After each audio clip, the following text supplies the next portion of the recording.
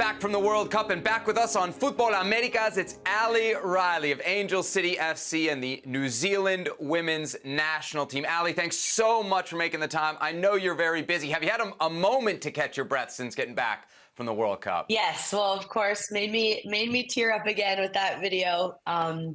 Yeah, I took about 10 days after the World Cup, had a couple in New Zealand and then a week here in LA, and it's hard. I think I could have taken more time, but I wanted to get right back into it with Angel City. So I'm sure I'll do more reflecting when the NWSL season is over. But all of the videos and pictures, it takes me right back there. And it was such an amazing experience. And it's still really just surreal remembering that first win and how important it was to us and to the country and hopefully made an impact around the world as well. It really made me feel like anything is possible.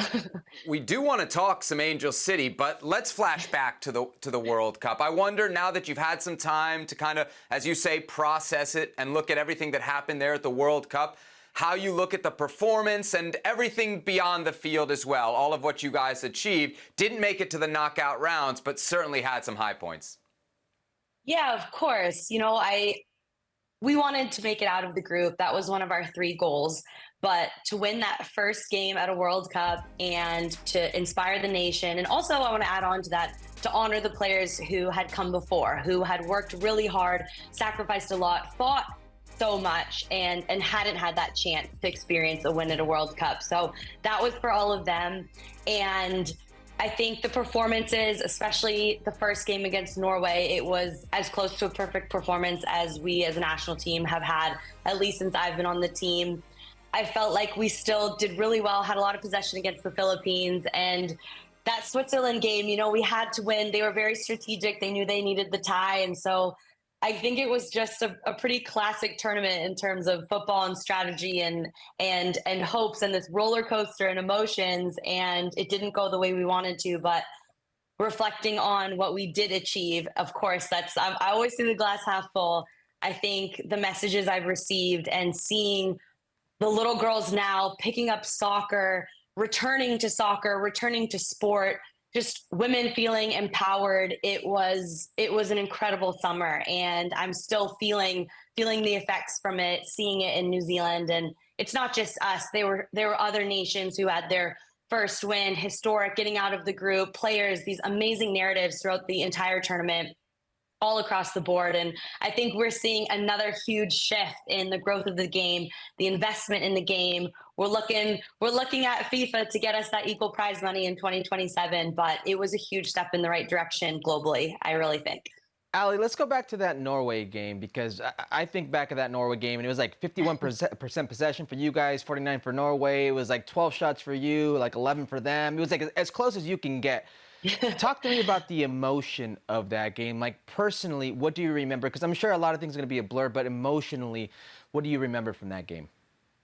Yeah, well, I don't think we have time to go into the details, so you'll have to invite me back on because we were late to the game. Oh. And we felt a ton of pressure going into that game. We worked a lot together in terms of getting perspective, not being too focused on the result and trying to, inspire everybody, because it was a lot. It was a very daunting task, and all of our friends and family were there and the world was watching. So we really focused on kind of how we could perform, what our identity was that would make people proud when they were watching us, and how we could represent New Zealand.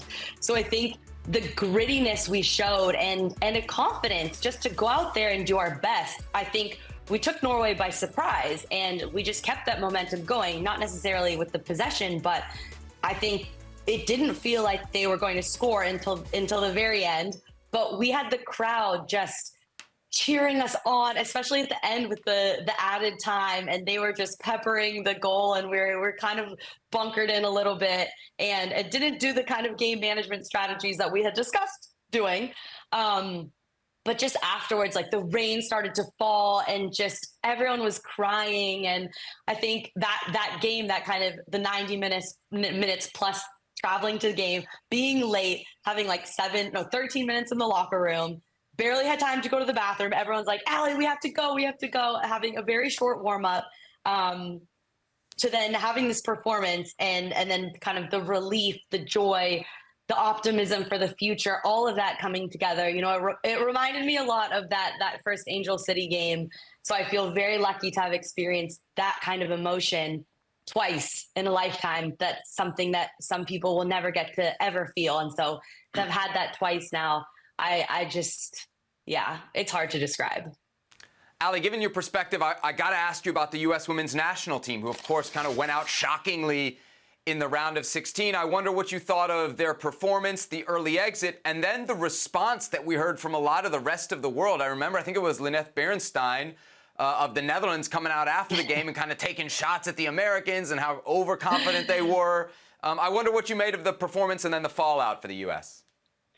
I was able to see their games. We're in the same cities, the same time zone. Was able to check in with Kelly, with Alex, with Alyssa.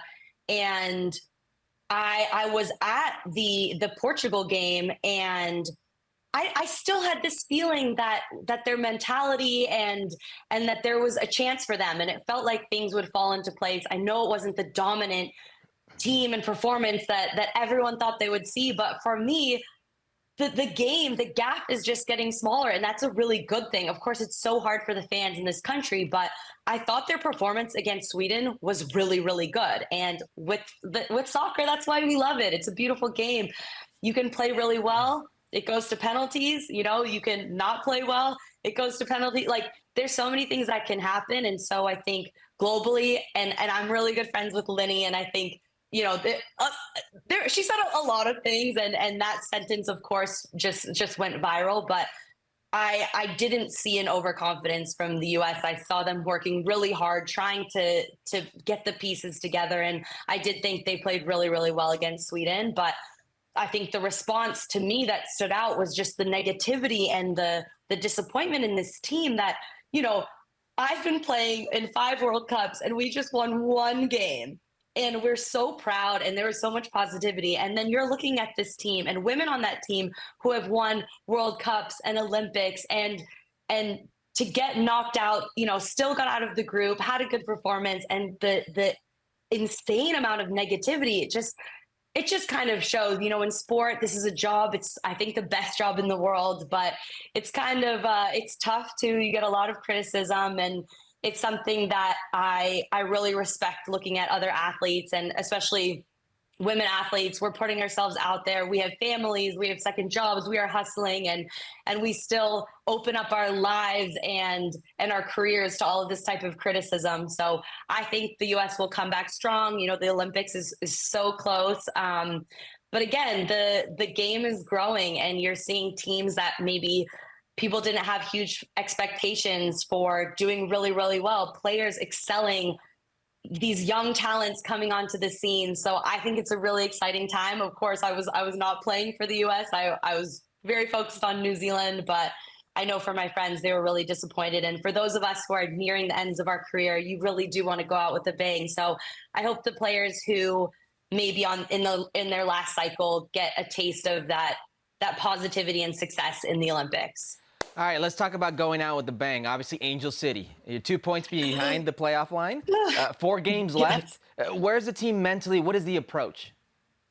Oh, we are just fully focused. We know that it was a tall task. There are a lot of people showing kind of statistics, what has to happen. No, if you count any team out before that last minute in this NWSL regular season, I think you're a fool, because anything can happen, and we are focused on the details, focused on the performance, still, I think, refining this identity. We're scoring goals, gritty defending.